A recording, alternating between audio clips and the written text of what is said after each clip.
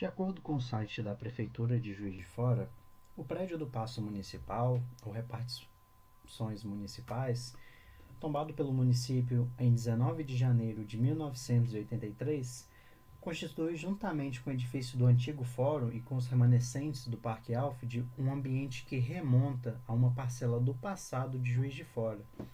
Representa, assim, um referencial histórico marcante. O prédio foi projetado pelo arquiteto Rafael Arcuri, autor de refinados trabalhos em Juiz de Fora. O imóvel está situado na Avenida Barão do Rio Branco, na esquina com a Rua Alfred. O núcleo original, voltado para a Avenida Barão do Rio Branco, foi construído em 1918. A primeira ampliação ocorreu em 1934, na fachada lateral, mantendo-se as mesmas características arquitetônicas do existente e que resultou na configuração atual do prédio. A última ampliação deu-se em 1944 na área interna. O edifício, de 2 pavimentos, segue o estilo eclético, com reminiscências neoclássicas e apresenta exuberante ornamentação, além de movimentado jogo de elementos salientes e reentrantes nas fachadas. Recursos de composição horizontal e vertical foram amplamente utilizados, objetivando o perfeito equilíbrio e harmonia das proporções. No sentido horizontal, as fachadas são tratadas segundo normas que, em linhas gerais, correspondem à divisão das colunas gregas. No térreo, o prédio é alteado, com revestimento fortemente marcado por boçagem para transmitir a ideia de solidez e segurança. O primeiro pavimento possui tratamento rebuscado, classicizante e fantasioso, com elementos que ressaltam o volume, pilastras, colunas, balaústres, balcões, template de chanfro, etc. Nos dias atuais, no Paço Municipal, temos o Espaço Cidade, que representa um dos mais importantes ambientes de preservação e valorização da memória social da cidade.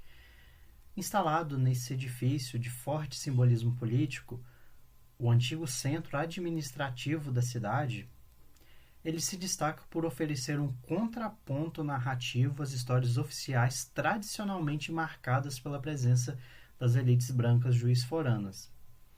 Ao ocupar esse espaço institucional, as exposições devem ser compreendidas como uma forma de reescrita da história, permitindo que grupos marginalizados, sobretudo a população negra, passem a integrar de modo explícito o patrimônio cultural do município.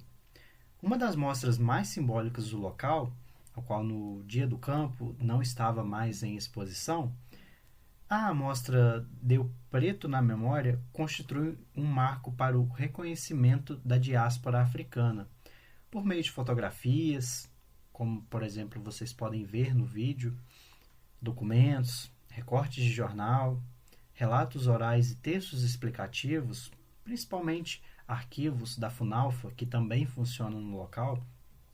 A exposição apresenta a diversidade da experiência negra no contexto urbano, revelando sujeitos que historicamente contribuíram para a construção da cidade. As imagens, provenientes de acervos familiares e públicos, revelam trabalhadores, artistas, crianças, lideranças comunitárias e famílias inteiras registradas ao longo de décadas. São retratos que emocionam pela espontaneidade e pela potência estética, pois rompem com representações estereotipadas e mostram a população negra como protagonista de sua própria história. A curadoria da exposição apresenta especial atenção à contextualização histórica. Cada conjunto de fotografias é acompanhado de painéis explicando as condições sociais, políticas e econômicas do período retratado. Nas legendas aparecem informações sobre profissões, locais de atuação e trajetórias daqueles indivíduos, demonstrando como a comunidade negra exerceu influência determinante na construção dos bairros, nas áreas centrais, nos comércios, nas festividades populares e na estruturação dos serviços da cidade. Dessa forma, a exposição desestabiliza a ideia de que a urbanização de Juiz de Fora foi conduzida apenas por imigrantes europeus, esclarecendo que a força de trabalho negra foi igualmente essencial e participativa. O espaço físico da exposição também contribui para a experiência. A iluminação direcionada, o silêncio do ambiente, o uso de vitrines, painéis verticais e fotografias ampliadas criam uma atmosfera reflexiva, convidando o visitante a percorrer a amostra com sensibilidade. A narrativa visual e textual ressalta a singularidade de cada indivíduo e reforça a noção de que a população negra é parte estruturante da identidade local.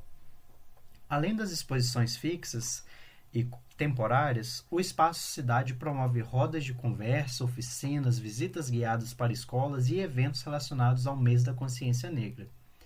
Essas ações educativas ampliam o impacto da exposição, garantindo que crianças, adolescentes e adultos tenham contato com a memória, que por muito tempo não foi abordada nas escolas ou na formação cidadã. A presença desse material no Paço Municipal também reforça a responsabilidade do poder público no âmbito municipal no enfrentamento do racismo e na valorização da cultura afro-brasileira. O espaço cidade se transforma, portanto, em um local de disputa simbólica. Nele se questionam as narrativas hegemônicas, ao mesmo tempo em que se reafirma o papel histórico da diáspora africana na cidade. É um lugar onde a memória negra não é apenas preservada, mas celebrada e atualizada. Ao situar essas exposições no coração político de Juiz de Fora, o município reconhece que a história local só pode ser compreendida de maneira completa quando inclui, de forma explícita, a trajetória afrodescendente. Nesse sentido, o Espaço Cidade cumpre um papel estratégico na construção de uma memória urbana plural, inclusiva e socialmente justa.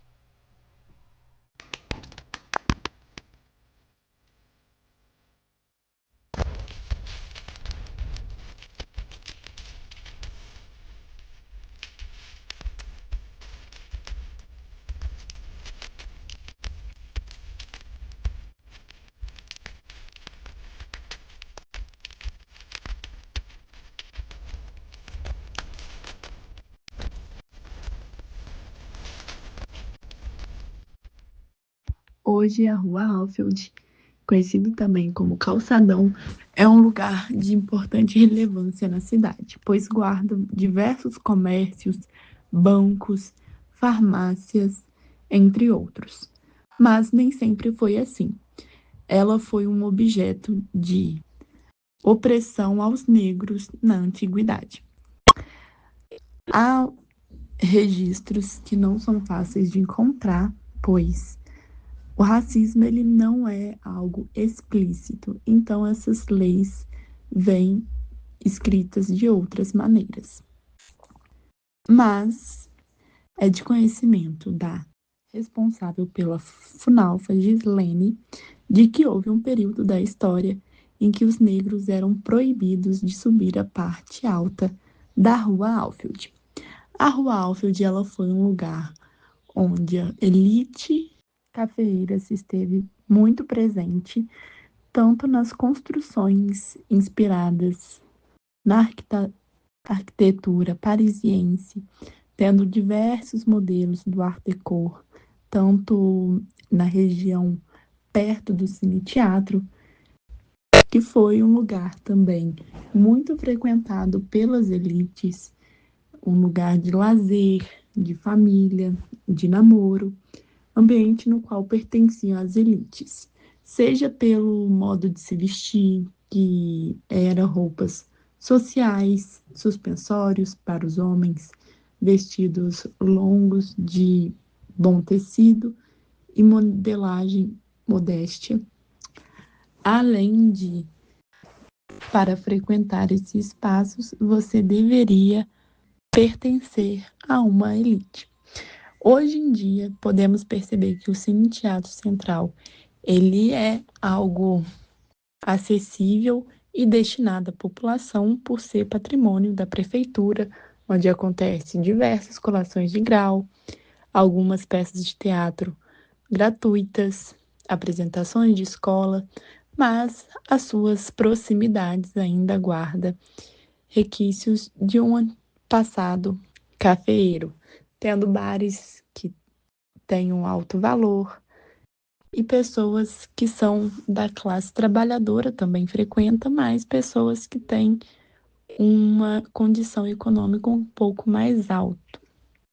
Descendo a Rua Alfield, podemos perceber que a sua configuração ela vai mudando, principalmente em decorrência desse passado de opressão aos negros e, consequentemente, opressão à classe trabalhadora, na qual hoje em dia é formada majoritariamente por pessoas pretas e pardas.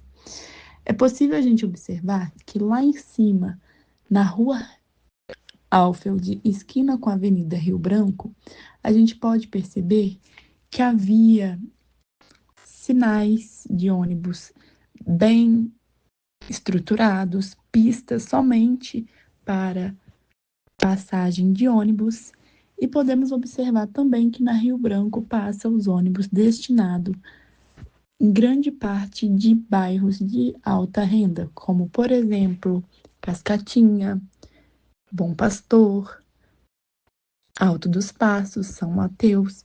Todos esses ônibus que são da alta renda, eles passam pela Avenida Rio Branco. Descendo a Alfield, a gente pode perceber que na esquina com a Batista, a gente começa a observar alguns trabalhadores ambulantes. Além disso, barracas que possivelmente não são legalizadas, havendo um comércio não formalizado igual tem na subida da Alfield. Então, podemos perceber que na conjuntura atual, se passada essa rugosidade, ela ainda é presente. Sendo possível observar também que, mesmo a Rua Alfield guardando elementos importantes do passado cafeeiro, como, por exemplo, o Museu e Prédio Real, ele também perpetua o racismo da época, quando podemos perceber que a Avenida Getúlio Vargas ela não tem uma quantidade adequada de faixa de pedestres, de sinalização para pedestres. Essa região ainda da Rua Alfield com a Getúlio Vargas há faixas de pedestres, mas quando você percorre a Getúlio Vargas inteira, você vê que essa sinalização é muito escassa, em grande parte não está funcionando. Então, a gente vê que esse processo de racismo, ele ainda se mantém quando a gente percebe que não há uma avenida designada somente para ônibus, não há pontos de ônibus bem estruturados para atender a população trabalhadora, além de que esses ônibus, em grande maioria, são ônibus que levam os trabalhadores até as periferias. Ônibus como Vila Ideal, Vila Esperança, Jockey, entre outros bairros da cidade, que é considerado periferias com alto índice de violência. Então, há ainda uma negligência do Estado em atender a população negra, que é a população trabalhadora, em maior parte, a população ambulante, em sua maior parte, e como essa estrutura racista ainda se mantém nessas negligências de infraestrutura nesses espaços no qual os negros ocupam majoritariamente. E como forma de resistência, como forma de permanência no espaço, eles estão ocupando os locais de trabalhadores ambulantes, estão ocupando os postos de trabalhos, mas em uma região em que lhe foi negada acesso no passado.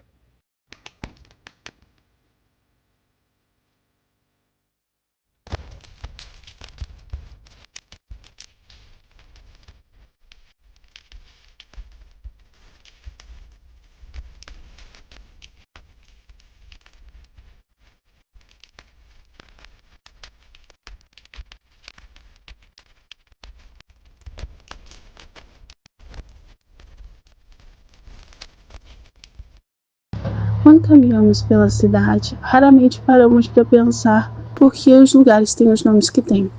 Ruas, praças e bairros parecem apenas referências cotidianas, mas na verdade esses nomes carregam histórias, disputas e relação de poder. É nesse sentido que a toponímia se torna um conceito fundamental para a geografia. Ela não se refere apenas ao nome, mas ao ato político de nomear um espaço. Nomear é reconhecer, é legitimar, é inscrever uma presença na paisagem urbana.